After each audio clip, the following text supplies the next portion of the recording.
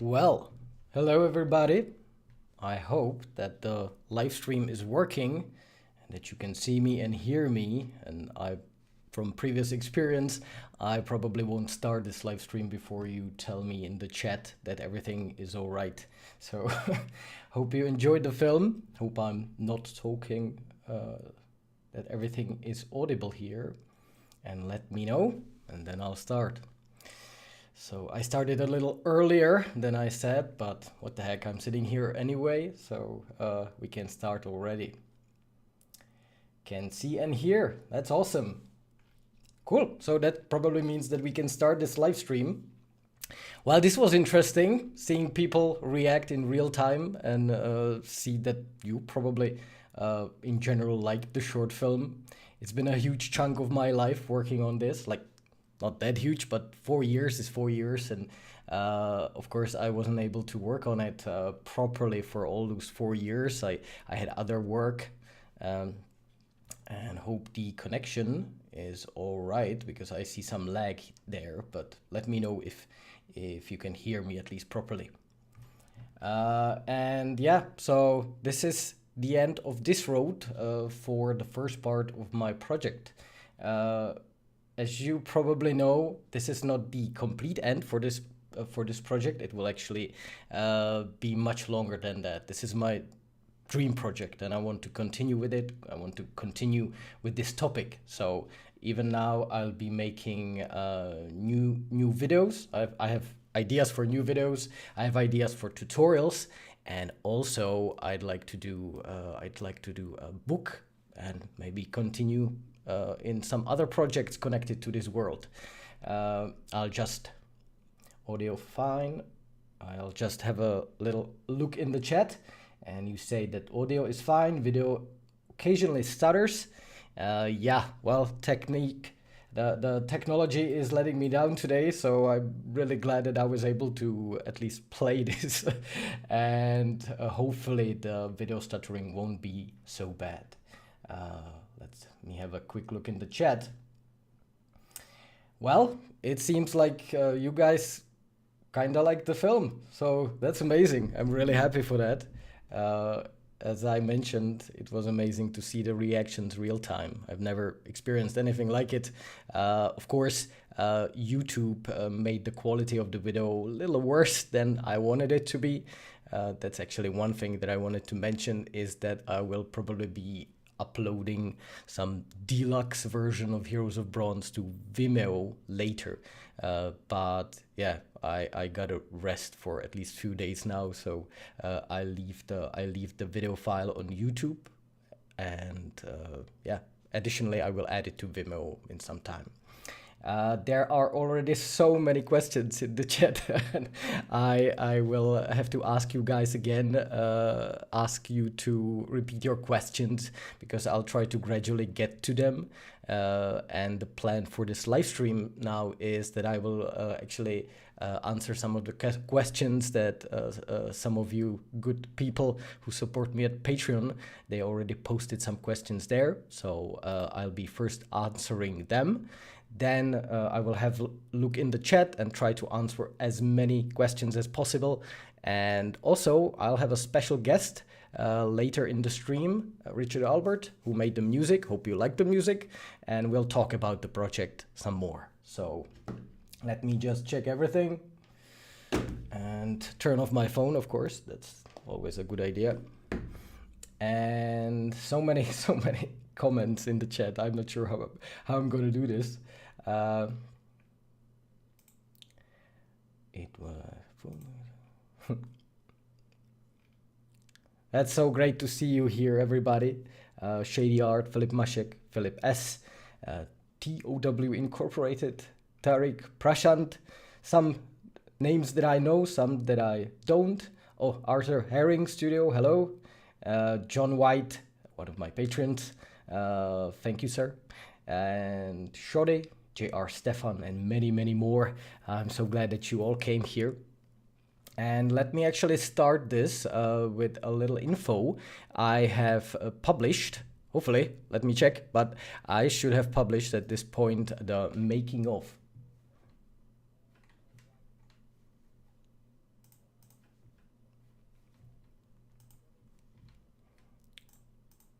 And sorry, I had a little technical issue here.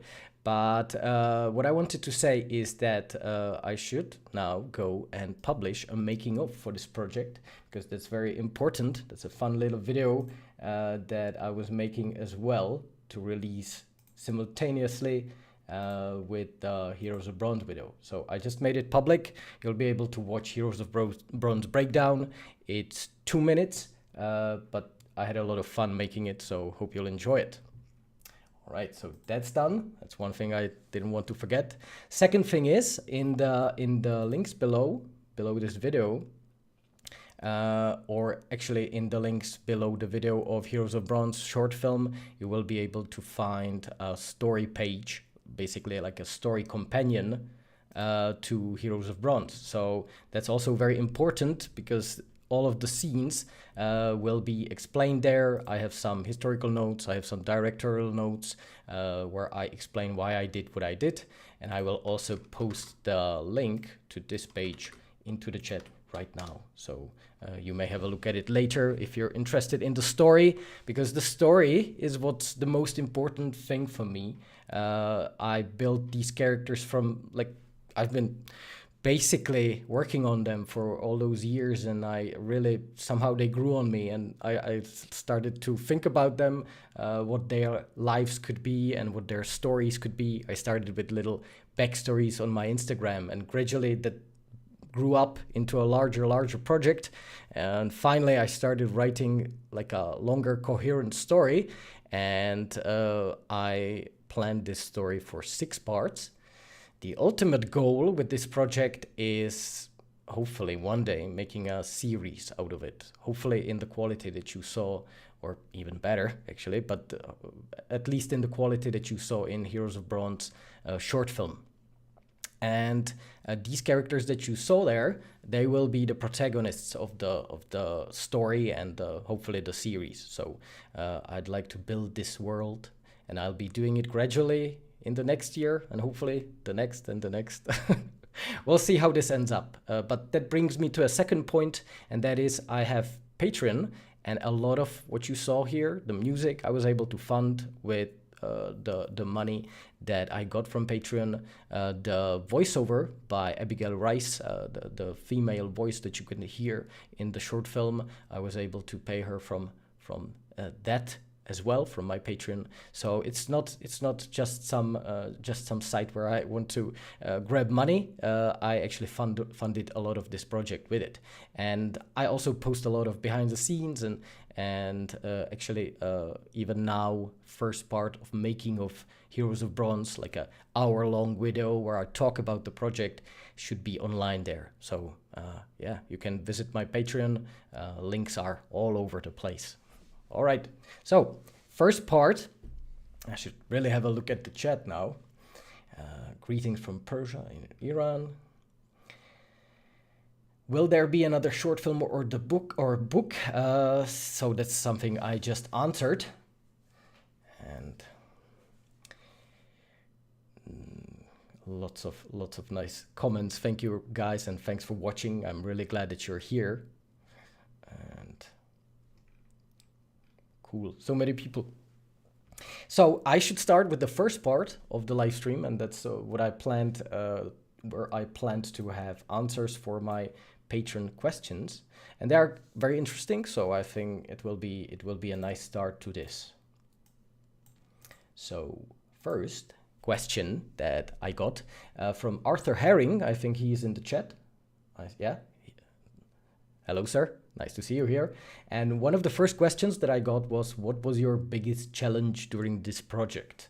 And I thought about it. The whole project was a challenge to really like continue working on it and tie it up together and really uphold the idea that I had from the beginning, and to really realize it in the end. That was the biggest challenge overall. But if I should go to specifics, that was definitely animation. I've never animated anything this large before. Actually, I just animated little squishing balls before. So, but I'm not an animator, and I can't even call myself that even after this project, because a lot of help came from Reallusion and their tools, and specifically it's iClone.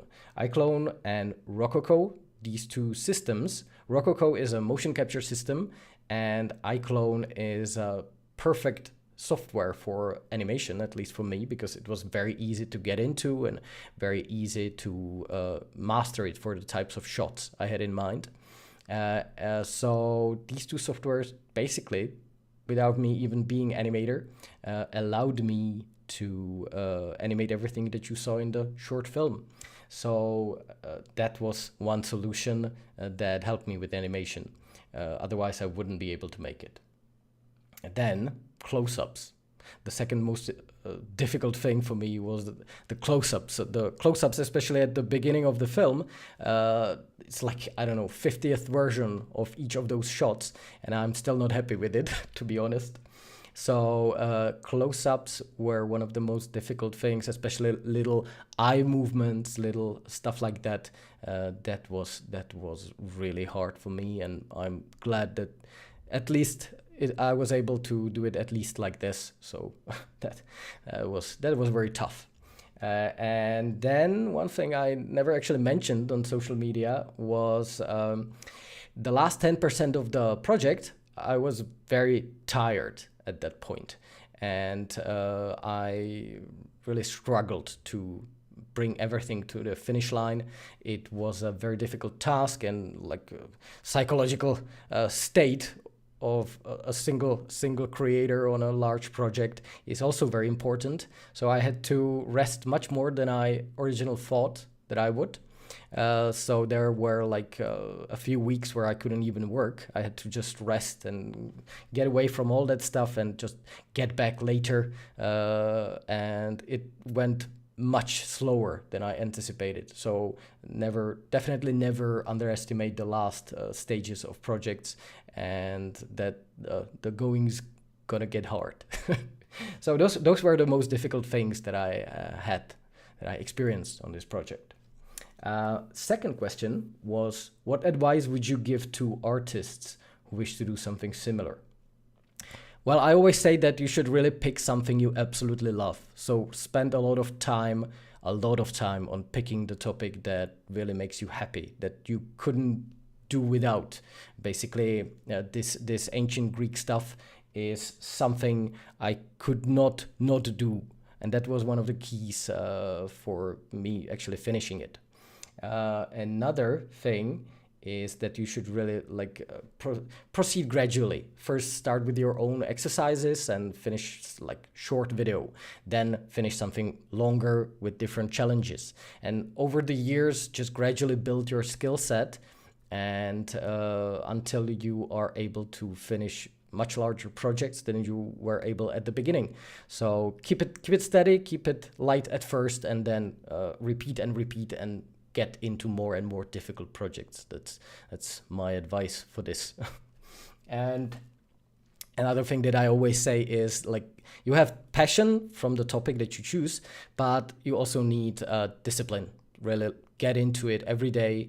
Never, at least a little thing done every day will always keep pushing your project forward, and that's the most important thing. Like, no matter how you feel, you should always head forward, at least with little steps. So that's what allowed me to do to make Heroes of Bronze. Another question that I had is from Lawrence Girard. And really, I see the chat here. I know that you are typing your questions and comments. I will get into it quite like in a few minutes. But now I will answer the questions that I got earlier. So. A question from Lawrence Girard, one of my patrons as well. You worked on this for so long. Do you redo some of your early work for this massive project, or do you let them the same as you finish them? I think what is meant is, like, if I go back to one of my oldest assets and try to improve them at the end of the project. Sometimes. For example, even yesterday, like a day before finishing this project and putting it online, I was tackling some assets that didn't really hold up in the close-up shots, and I was re-rendering some of the shots with them. So it was constant back and forth. I was going to the very asset creation even in the final stages. The real key here is always figuring out what's truly important. Otherwise you would get bogged down in complete little details that are not really necessary.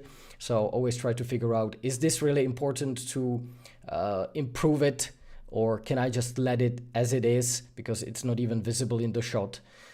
It is very difficult. I wanted to have everything great, and there are definitely some assets and models and even characters that are not at the same level as other characters that I feature, for example, in the promo images. So that always kind of a little bit breaks my heart to see that something is not on the same level as other stuff, but that's how it is, and one has to move on and eventually even finish the project. So yeah, always keep the balance.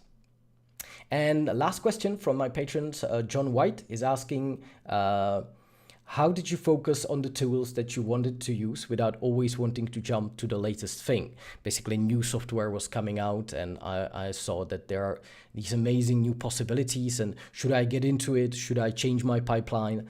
And this ties to the previous question.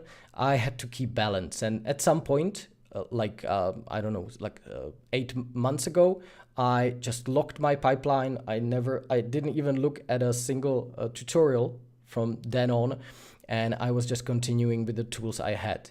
However, a large change happened midway through the project.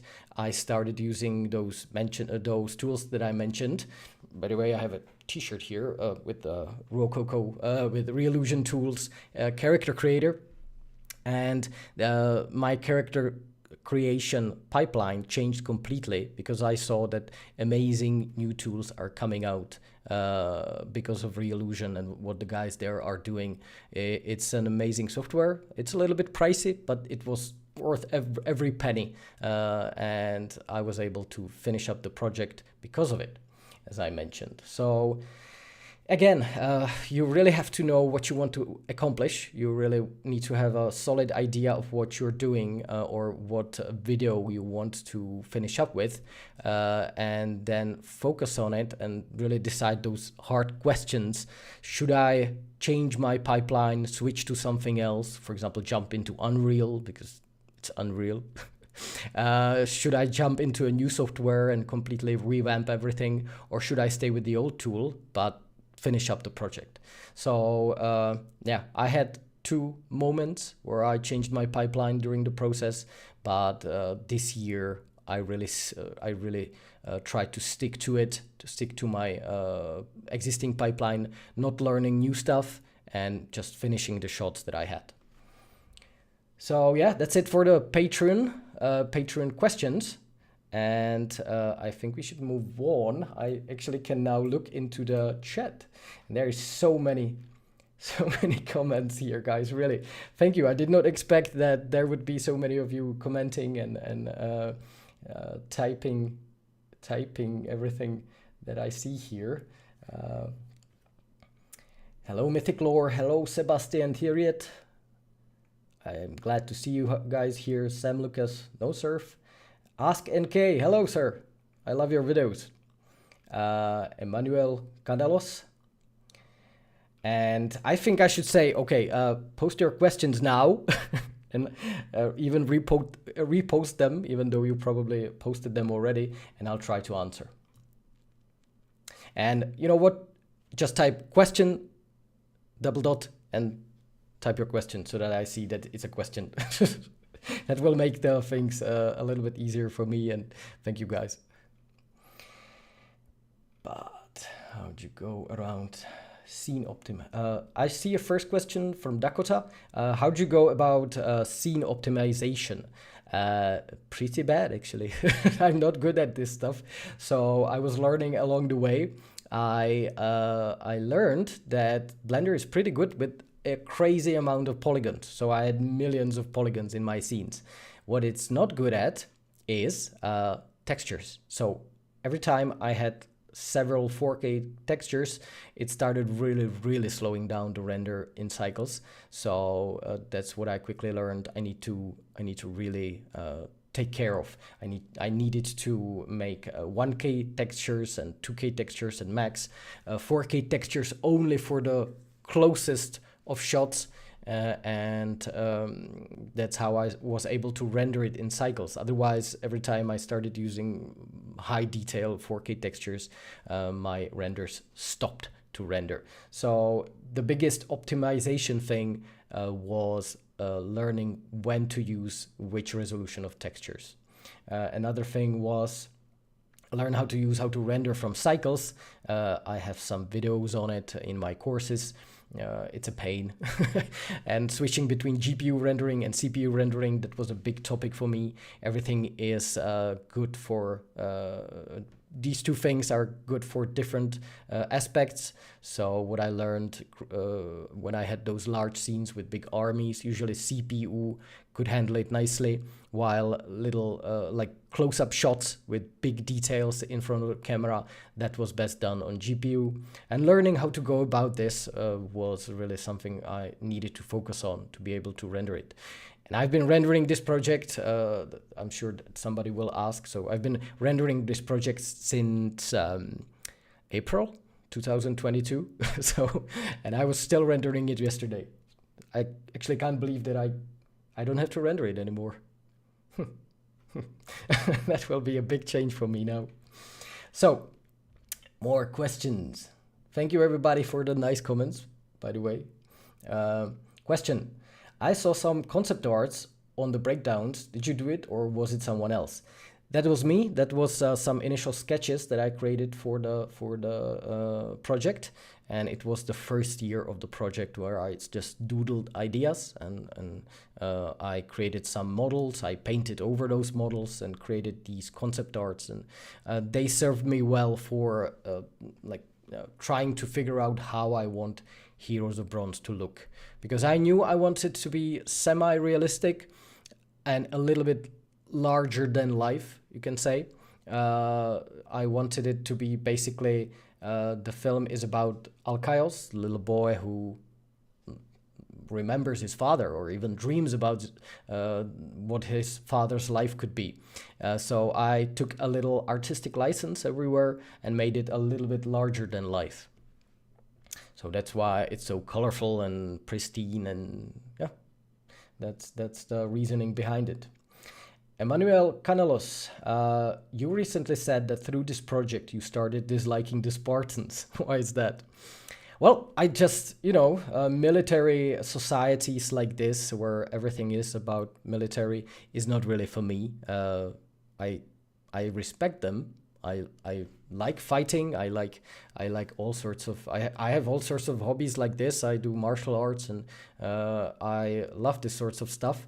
But I know that I couldn't live in a militaristic society, and Spartans were a prime example of that. So that's why it's not really that I dislike them, maybe, but it's more like I wouldn't want to live there. Hope this answers the question. Alvarez Animations, hello. How did you approach the recreation of historical places? Did you use pictures from archaeological sites or other stuff? Sorry, got a little bit mixed up in the comments. So how did I approach recreation of historical places? I gathered a lot of reference images. I gathered a lot of books. It was a combination of me going to Greece, actually, picking up some material there, buying some books there, and then it was some of the places that you see in the Heroes of Bronze short film are not actual places. Some of them are adjusted. For example, Athens, they are not truly historically correct, even though I based the 3D model of Athens on images that I found in a book in Acropolis Museum in Athens. And actually, I saw some comment even before in Heroes of Bronze the premiere. Somebody was asking that I made Parthenon, the famous temple in Athens, for a time where Parthenon didn't exist, which is around the time of Battle of Marathon. Actually, I saw images from around 500 BC. There were some depictions in the Acropolis Museum, and there were two Doric temples, I think, at the time, and only later they were actually destroyed by the Persians, and instead of them, one big temple was built, and that was Acropolis. So those two temples that you see in my Athens depiction, that they should be correct, I think, but maybe some historian will actually tell me that it's not correct at all. But again, I did not go as historically correct on recreating these places as I probably should have. But I wanted to capture the essence of the time rather than have it like perfectly historically correct. So that's my answer for that. I want to jump back into the questions here, but there are so many, I'm starting to lose myself in them. Sorry for that. Oh, right. So, did you use Alembic files from Marvel's designer for all the clothes in the video? Not for all of them. Some of the clothes that you could see in the short film are just appended to the armature and skin, and not simulated at all. Usually that was from iClone, because iClone does a great job of skinning clothing for your characters. But for all those shots where you can see the clothing actually moving, I was using Marvel's designer Alembic files, and I was importing them into Blender, and I have quite a popular tutorial for it. Just search for Marvel's designer tutorial on my channel and you will find it, and I think I'm still using the same workflow, so it should still work. All right. Lost myself again. Okay, Marcus. If you were to make this movie again, would you do it again in Blender? I would probably research Unreal, but the problem I have with Unreal is that everything looks kind of the same from Unreal to me. It has this Unreal feel to it, if I can say it like that, but maybe you understand what I mean. You'd immediately know you're looking at something from Unreal, and I wanted to have different visual style or visual watermark, or how can I say it? So I realized that in Cycles I can achieve exactly that. I had some workflows especially for that, so I stayed with Blender. And I will stay with Blender for a while now. I'll be testing Unreal, but I can't really say if I would do it in a different software. So probably no, we'll see. Because Unreal 5 is pretty amazing. I gotta test it. Question from Dresser Art. In one of your tutorials, you talk about Spartan texturing video. Yes, I did. Is it already out or must we wait for it? I'm sorry, I never got to make this video because I was making a different course, one that I actually had to finish, and I wanted to finish for CG Boost. That was my mastering 3D environments in Blender, and it's actually one of the reasons why Heroes of Bronze could happen, because I was able to get a lot of revenue from that course and a little bit of artistic independence. So that was one of the keys to Heroes of Bronze actually happening. And my courses on Gumroad weren't making that much money. So at the time I needed to focus a little bit on the financial side, but I definitely plan on making the Spartan modeling and texturing course this year in a brand new version. So yeah, not the last word on this. No, Greg, you said it took you 4 years to make this short movie, but you have worked every day 8 hours on it. No, I haven't. I was working on my different commercial stuff and making money. So that was not full 4 years. It was in my spare time.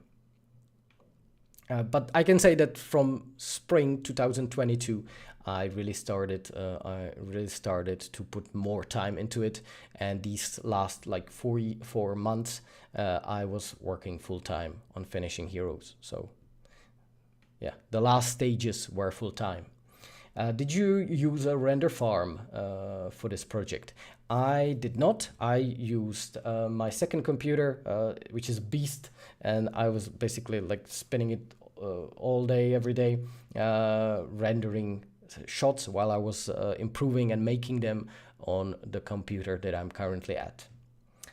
Pahart Madhu, if I may ask, what are your specs? Did you render or... I will put my specs of my computers in all of the videos, the short film, the breakdown, and even this live stream when it's saved later. So yeah, you will be able to see them.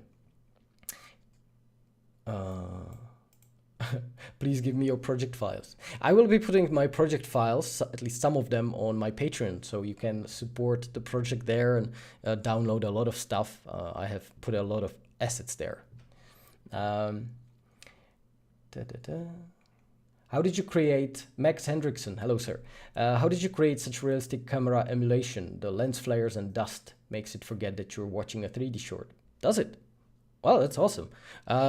Well, it's probably a combination of factors. First, it's probably the camera work in Blender. I actually used Ian Hubert's tool for camera Shakeify, I think it's called. And it gives a really nice natural movement to the camera. And it's shaking it a little bit in different ways. So that helped a lot. And then in After Effects, I added some cinematic post-production stuff like the dust, like the lens flares. So I was doing it in After Effects.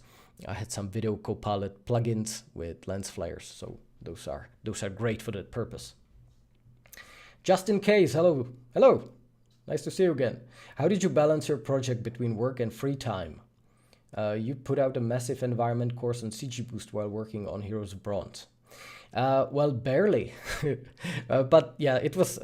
I told myself in each stage of the development, I told myself, okay, how much time can I spend on this at this point? So first it was like a 1 day in the week, and then it was 2. And finally at these last stages, it was 7 days a week, all night long. No, not all night long, but I worked on it constantly.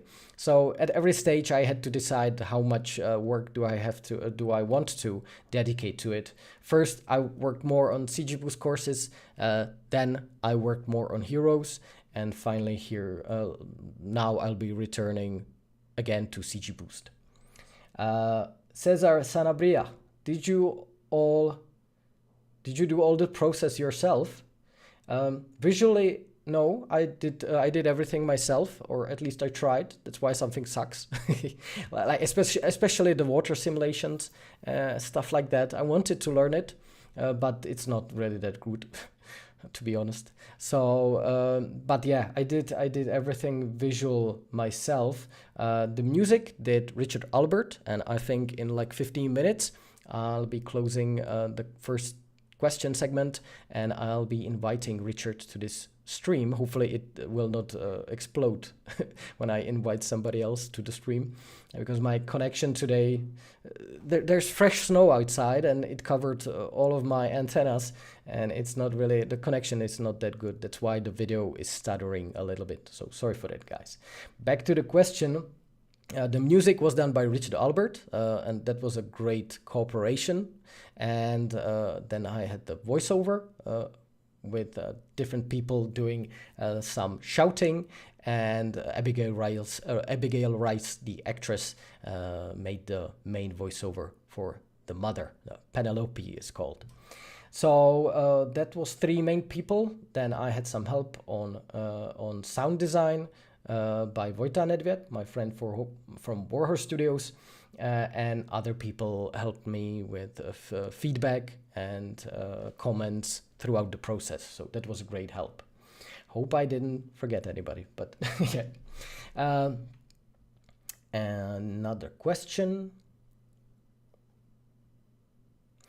J.R. Stefan is asking, why did it take 4 years? Well, as I mentioned, it wasn't full 4 years. It was on and off, and I was doing it in my spare time initially. Second, I was figuring out a lot of stuff during that process, so I needed to learn animation, or at least learn how to do animation with some new tools, which is Reallusion tools that ended up being Reallusion tools. And then I changed. Initially, there was this idea that everything that you saw would be there, but it would be basically frozen in time, and the camera would be just floating through scenes frozen in time. It's like a popular type of videos of this type on the net, and I got inspired by them. But then I got my Rococo motion capture suit, and I decided that I want to animate everything. And I wasn't like, not everything that you see in the short film was my animation. Some of it I got from Mixamo, and some of it I got from Reallusion Store, where they have this great system called Actor Core, and there you can get a lot of motion capture animations for a small price. So that was great.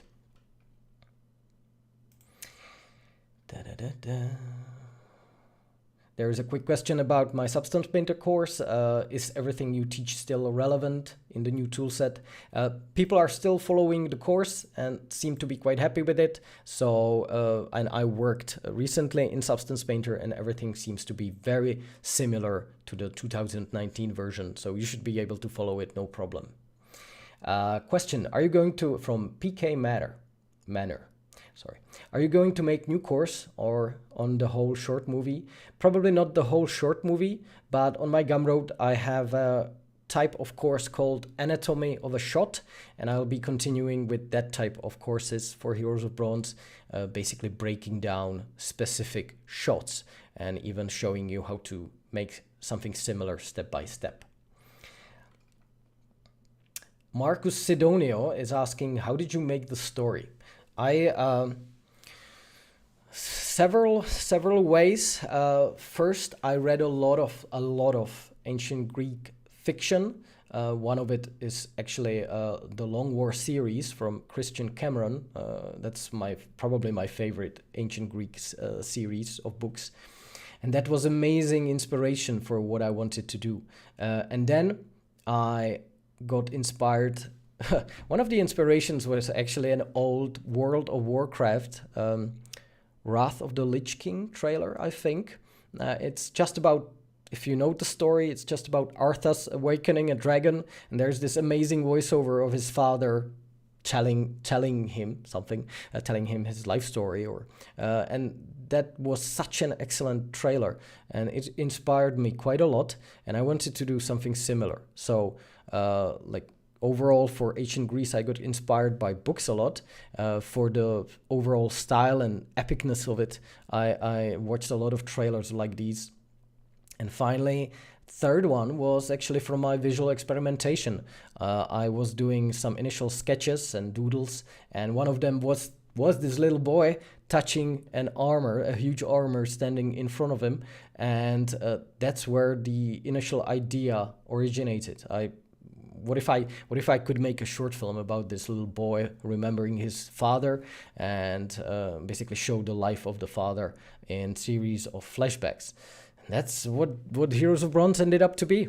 And I thought about it constantly. A huge part of the process was creating the English voiceover or like the script for it, because a lot of the scenes that were created for Heroes of Bronze actually were created for the script or the voiceover that you could hear in that short film.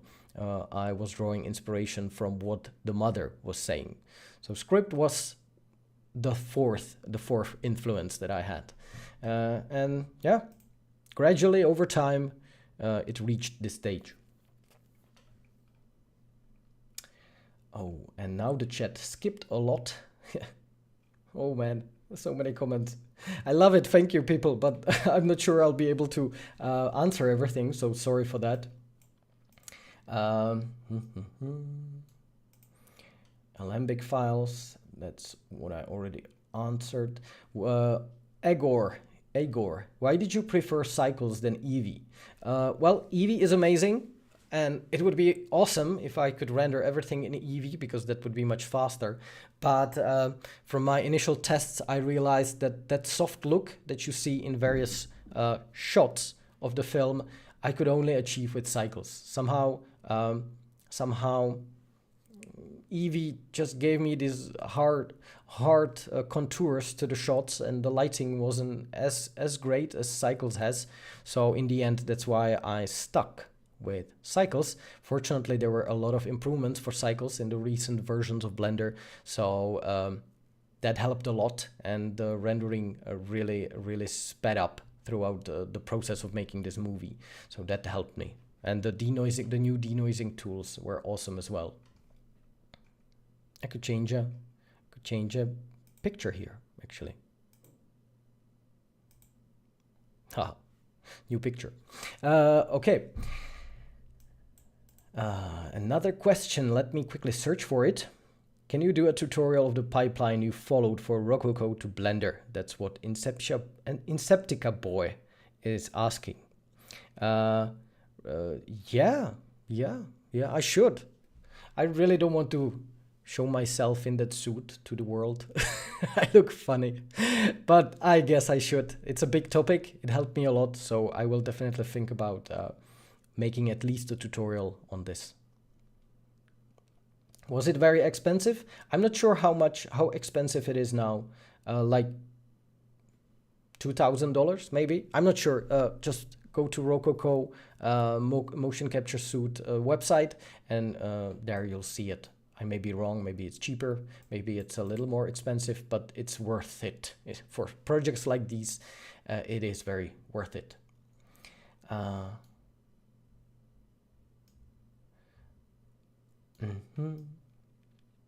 Xavier Rivera, have I missed the premiere? Well, if you go to my channel, you should see Heroes of Bronze short film there. It should be online, I hope.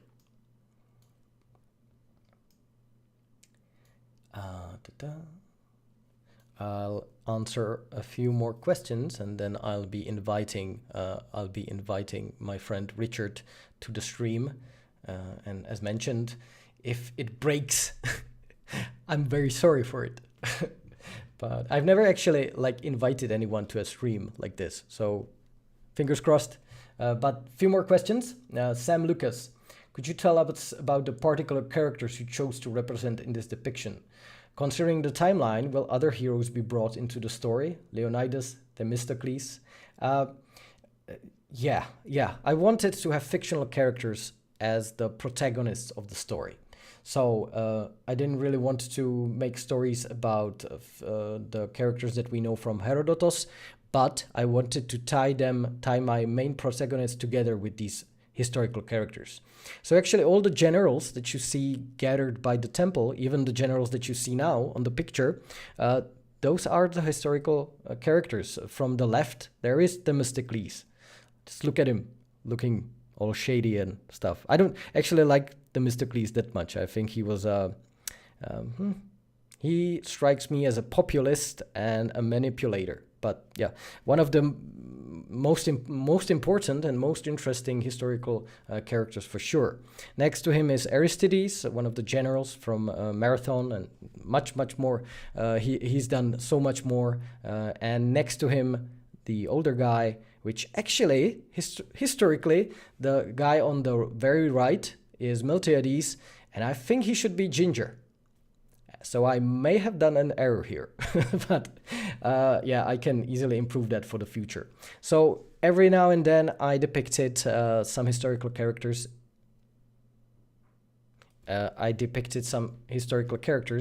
And maybe the stream is now faltering. So sorry for that. Let me know in the chat if it's working. Yeah. It seems like I'm still streaming, but somehow my data, due to the stormy winter outside, is lagging, so sorry for that. So that's it about, I wanted to make fictional characters, but together with historical characters, and they will all influence each other. Another question. Shady art. Which was the most challenging shot for you in the movie? There's not a simple answer for that. Some of them took very, very long, but once they were done, they were done, and I didn't have to really go back to them that much. For example, most of the really big battle shots, when I had all the assets together, I was able to just render out a few versions, and like the fifth one for the big charge shots and everything was the one that I chose. But getting it to that stage with all the assets and characters running and fighting and everything, that was very challenging. Then there were these close-up shots at the beginning, and that was so difficult for me because really for the second shot and third shot with the Alkaios and his mother Penelope, I think I've done like 50 versions or more of each of those shots, and I was still re-rendering them yesterday. So this is the best I could do. But definitely those first shots of the faces of the main heroes, they were very difficult. And then, of course, the shot with Alkaios, the older version of Alkaios, putting on the helmet and his little eye movements, that was also something that I spent a lot of time at. So, yeah, those were interesting. Amul Batia, are you planning to make new movie now? Well, not really now, maybe, but I am definitely already thinking about more videos from this world. It would be amazing if I could.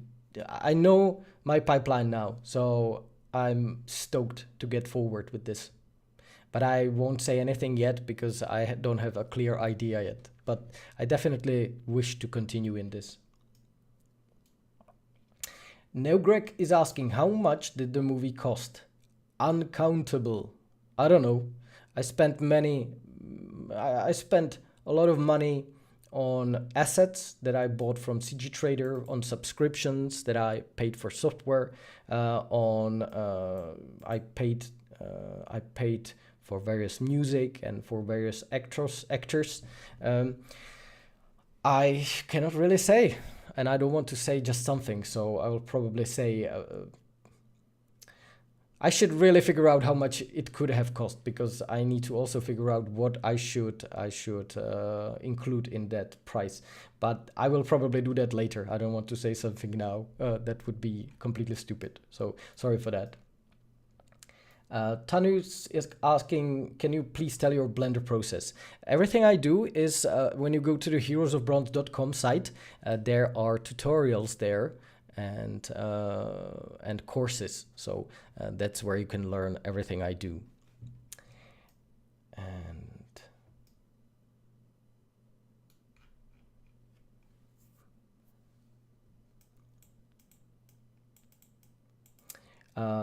Smorteza Naomi is asking, can you please explain how did you convert 3D scene to 2D and used it in your scene? I'm not sure what you mean, but I do a lot of 2D paintovers of 3D scenes. I basically create a 3D scene, I render it out, and then I paint over it with my Cintiq.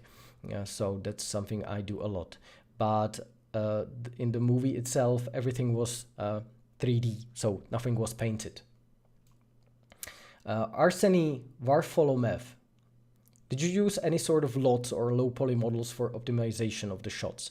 Not really LOTs, not a real level of detail, but I had various versions of characters with lower resolution textures, so that's what I used. Other than that, not really. How did you make the faces, asks Delta Horizon, and that was combination of character creator from Reallusion and then animating in iClone and then additional shading and adjustments in Blender.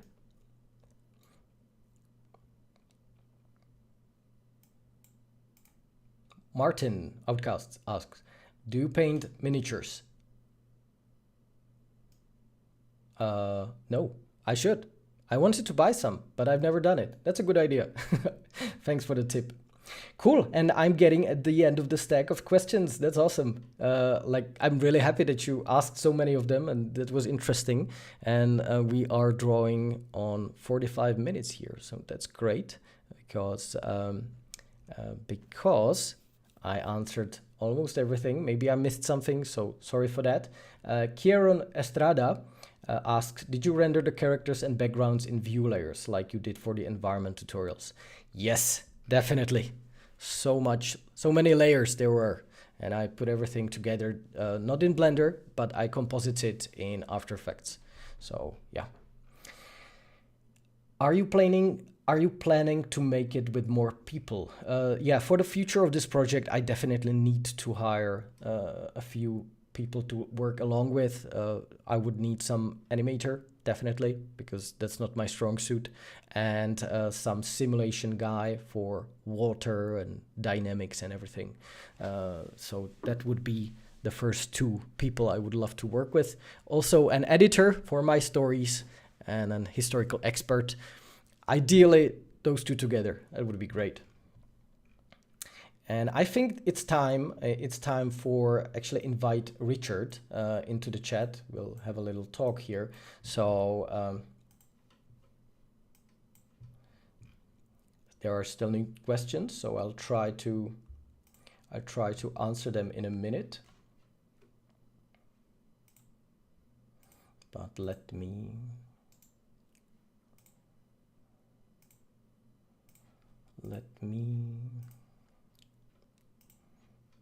figure out a way how to share it here. Invite.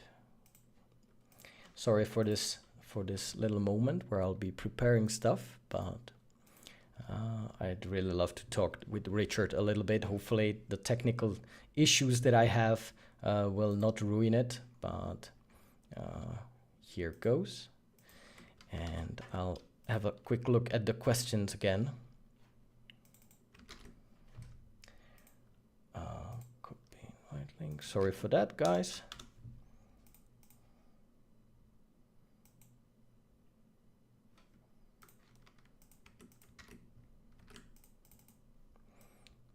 I'll be back in a minute.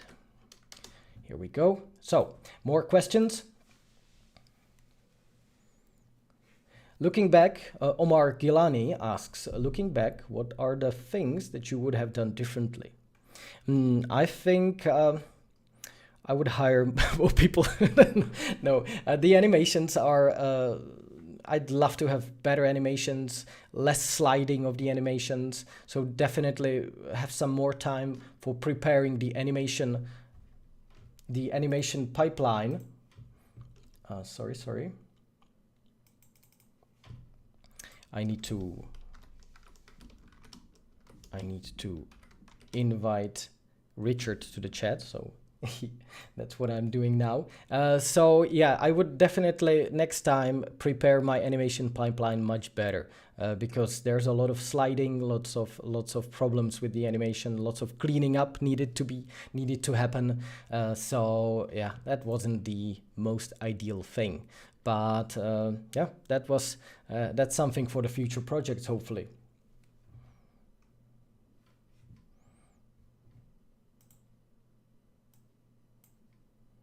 And I'll try. Hello. Yes, I can. And I have here Richard Albert, and hopefully I'll be able to share my desktop now. And all right, guys, here you go. I'm still waiting. I'm just seeing myself. I'm just seeing myself. I don't know what to do right now. So this is Richard Albert. I hope that. Hi, everybody. Let me check the stream if everything is all right still. So I'm not the most technical savvy person, as you can see, especially not for live streams. So again, please, if you will let us know in the chat if everything works as it should, because there's a little lag. By the way, hi Richard, nice to see you. Hi, and congratulations on your release. It's still a little bit great. A little bit surreal. I can't really. I still haven't figured out that it's actually out now. So yeah. Definitely. I was so nervous also, like the whole day, because I'm part of this project like for a little bit than 1 year, I think. or 1 year or 1.5. I'm not sure when we started. So it's really, I feel like being part of this journey, and I was so anxious the whole day. That's awesome. Well, that's actually one of the things that I wanted to ask you. But before that, I Mm. should really check in the chat if we are still live and everything's working. So please, kind people in the chat. Richard, Let me check if I see myself. can you please turn down your microphone like 50% or something? We Turn it have down. And I'm not sure if I. like little less Here comes volume. another not so savvy. Or maybe I can do that actually. Maybe I've just done it. So we'll wait for the Okay. reactions. Speak softer. That's another option. Richard is too quiet, so that was my fault. Sorry for that. Okay. So I put you up Okay. a little bit, hopefully, and we'll see what happens. But good thing is Okay, they probably can see you and hear you. So I guess I can check in parallel on YouTube if I can see myself. Am I live? I'm live. Yeah, Cool. I can. At least I can. Yeah. Okay. Okay. Now we have the reactions for the more volume. So Louder. It's like in cinema. Louder. so many people shouting no at us. All right, and that's another person that I need for my team. Somebody who will take care of my live streams, apparently. So Yeah. now it's good. Organizing questions. Yeah. Richard, we're good. Yeah. We're good. They're telling us that we're good. Perfect. So I actually did not expect that this would work. So that's amazing. Cool. So I really wanted to ask you. We never actually talked that much about it, but how was your feeling about like coming to this project? If you remember, how was it when I first sent you the first version of the film and you saw all of the gray versions of those shots? Yeah. Well, I saw one of the teasers before, which was fully rendered, so I could somehow imagine how it might look in the future.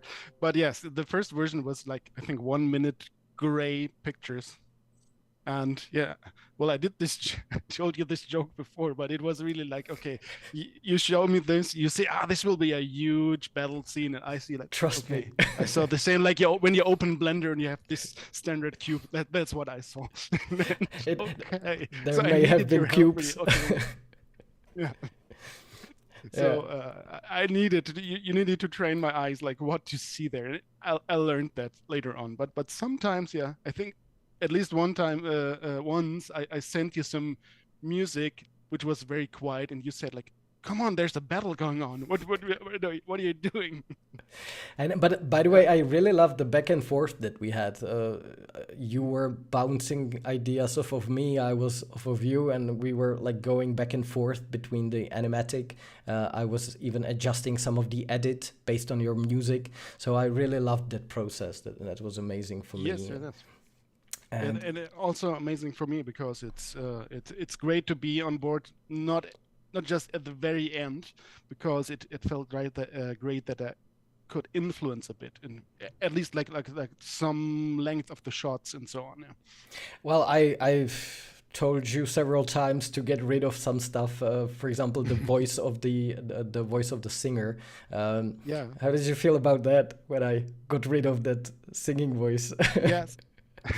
Yeah, maybe we should explain that. Like, I think that was one of the first ideas that, okay, you told me a bit about the story. I read through your blog post and so on about this, and then our first idea was, okay, let's maybe have a singer and in singing Greek vocals, and I managed to find a female singer who sung something for us.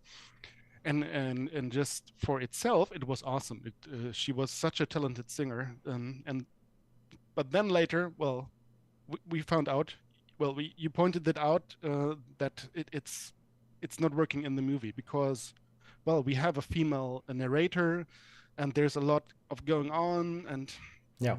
Well, it was one of the moments where we had to say like, okay, we have to kill our baby here. Yes. I remember. I felt so bad. No, in the end it was the right decision, but Yeah. In the beginning, I thought, oh no, let's not kill this. But then in the end, it was, damn, he's right. Damn. That's we have to do it. That was one of the things that we experienced with this video, because it is so short. We needed to have something concise. So I think there were like 4 or 5 themes in the first version of the music, and in the end we ended up with just 2: the sad theme for Alkaios and the memory, and then the epic themes for with the drums and everything. Yeah. Yes, and what we use together with the drums, like the epic theme, is even like derived from the sad Alkaios theme. That's so awesome. It's more like it's one theme in the end. That's awesome. But yes, you're right. Like if we if we want to do what your fans here are saying us, we do a feature film out of this, and then we can come up with these ideas again.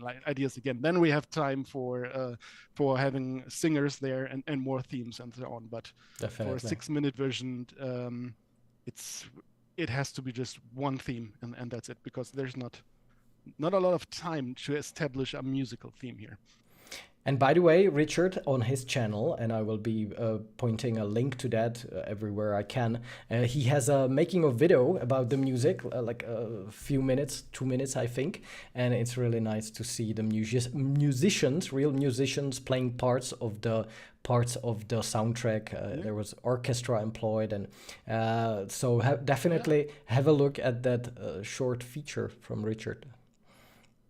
Yeah, and I found it funny that well, I looked up, okay, which orchestra can I hire for this, and in the end it was like near you, right, in Prague, and you're not in Prague, if I remember correctly. But in Prague, I am very close to Prague. I'm actually at the very edge of Prague, so yeah, it was funny that the music was recorded in the town that I live in, or city actually. So that was a nice coincidence. Yeah. And it was the Czech National Symphony Orchestra. That was great. And by the way, guys, you can ask any questions about the music for the film. And yeah, this was a really great process coming from the very start of this project and going through all those versions, figuring out the mood for the overall short film with the sad part. That I really love the sad part where when I heard the tones for the first time that you put together, I knew, yes, that's it. This was one of the first mock-ups of the music, actually, I think, that you sent me. And immediately when I heard it, I heard, yes, this is Greece. Yes, this is sad the way I want it, and it is catchy. Cool. I can still hear it. So great job, definitely. Yeah, thank you. And by the way, like this, you're referring to this cello motif, this cello theme, and I think I would never have come up with this if we didn't have the singer that we like edited out in the end. Because at first I came up with this idea like singing ideas. Then I passed my crappy singing to the singer, like to the professional singer. And after that, I used this melody to record it with the cello. And well, in the end, we used just the cello. But this was a great creative process here, like a lot of back and forth and multiple stages until we finally had this cello recording. That's awesome. I actually didn't realize that. So happy accident in the end. Yeah, definitely. Cool. There are some questions. How did you find someone to do the music? That's probably for me, but we know each other with Richard from the CG Boost team. We worked on some unreleased stuff together. So that's how this collaboration was created. It's thanks to the CG Boost team and Zacharias Reinhardt, who leads that team. So we found each other, and it ended up like this. Yes, I think then I saw one of your teasers, and honestly, I never showed you that. But I asked you, like, okay, let's ask him about this. Maybe he doesn't have a composer, and it worked because I like this first teaser so much. Nice. And you asked me that. And I think I wasn't too pushy there. No, definitely. This is how this is how these things went. You meet by by coincidence, by accident, and then somehow it works together. So usually when people are not afraid to change stuff, get rid of stuff, definitely experiment with their work and react to feedback. That's probably the most important thing. And then when you see that the other person is not too connected to what they did as a first version and they want to explore more, that's where the best cooperations are born. So yeah, that's what it was for me at least. Yes, definitely. For me also, like for some scenes, I think for the main battle we went through, I cannot count how many versions, but it was so worth to have these multiple versions. And when I listen back to the first version, it's way too slow, like the music, and I think later we came up with this idea that the speed of the music really increases, like gradually, like a curve here, and that's that needed just some loops until we got there. Yeah, and I was really afraid of like increasing the speed of the drums if it's not going to be too artificial, too forced, but it works perfectly. At the moment where the Battle of Marathon in the middle of the short film starts, the drums pick up the bass, and it's one of those moments where I usually have shivers. So Cool. that's great. There are some questions, by the way. What process did you use to find an orchestra? How do you do it actually? Like to find an orchestra, well, nowadays it's pretty easy. There are some sites where like companies who book orchestras for a whole day, and you can buy chunks, little chunks of like I think we booked like 20 minutes or so of orchestra recording, which is sufficient to record to, I think, 3 minutes of music, something like this. And here it was just like this. I used more or less like an online shop for an orchestra, and then I sent them the sheet music as PDF, and that's it. Then you get an appointment, and you have a Zoom call where an orchestra is on the other side, and you listen live to what they're playing. You give some feedback, and this is how it works. I love how professional they are. They just get the notes and like yeah, and then play it, and it's great. And it's really like this. Yeah, they see the notes for the first time. They play it. Maybe the first take is already good, but not perfect. And then the second time they nail it. And I think I thought these musicians, I think they also played, or at least some of them played, like for The Hateful Eight from Tarantino. Oh yeah, which the score who won an Oscar. Nice. So nice. So there are some really great musicians there at the Czech National Symphony Orchestra. Maybe there were some from who played the music for Kingdom Come Deliverance as well, because that was possibly my last project. Well, anyways, will your music be on Spotify or somewhere else? Oh, it already is. I can send you the link. So all right, I'll post it as well. It. So yeah. I'll post it as well under the video so everybody can get it. Is it on Spotify or the other site? No, it's just at the moment it's just on SoundCloud. All right, because there is a question from Joel Jensen about that. Mm-hmm. And at the moment you can listen to a 3-minute version of the soundtrack on SoundCloud. All right. And one more question is, which software did you use for putting the music together? I'm using Cubase, which is like one of the standard softwares for composing music. There are other softwares like Pro Tools. There are tons of others, but I'm since 15 years or so I'm using Cubase, and and that's just for like producing the music and coming up with the mock-ups and putting it all together in the end. And for doing the sheet music that I sent to the orchestra, I just use some free software which is called MuseScore. Mm-hmm.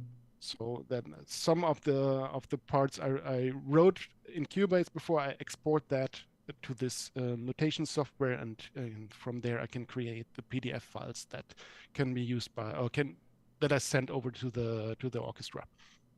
Nice. Nice. That's something I don't understand at all, but that's great. That's yeah. And in the end, the music really works wonderful together with the visuals. I think I only now probably I'll be able to hear and see everything objectively. Maybe it will take me a few months, but from the when I watched it now during the premiere, which is really strange feeling. I imagine it was strange for you as well, seeing all those great comments there. Yeah. So yeah, it worked in the end probably. So I'm not usually happy about anything that I release, but I'm quite happy about this. So It's good to hear, yeah. But in the end, it comes back to our process we had. Like, you have a very great musical understanding, and we were really discussing a lot, really small details, like the volume of a certain instrument, or taking out like a 1 second phrase and so on. So it was really down to the details. But that was an unusual great collaboration. Like for me, it was a lot of fun. awesome. Well, thank you very much, Richard, for your work on this. Thank you. And congrats again. Thank you very much for on your premiere. I think I'll do some more of these Q&A live streams. Yeah. But really, currently, I think what I need the most personally is sleep and rest, and really take everything in and think about what to do next, or maybe just rest for a while. So I think I'll be ending this stream for now. Thank you very much that you were here. I was so glad that you could tell us a little bit about the process. And thank you, everybody, for your amazing questions. If I didn't answer everything, I will. You can save it for the next live stream that I'll be announcing in some time, in the following week. And in the meantime, watch the videos that we published now. Watch Richard's little feature about the music. Watch my little feature about the visuals and their breakdown. And you can watch Heroes of Bronze over and over and over, like we did during these months. Oh, I watched it thousands of times. But again today. So it's finally out, and we can rest. Thank you again, Richard. Bye. Thank you. And thank you, everybody. Bye-bye.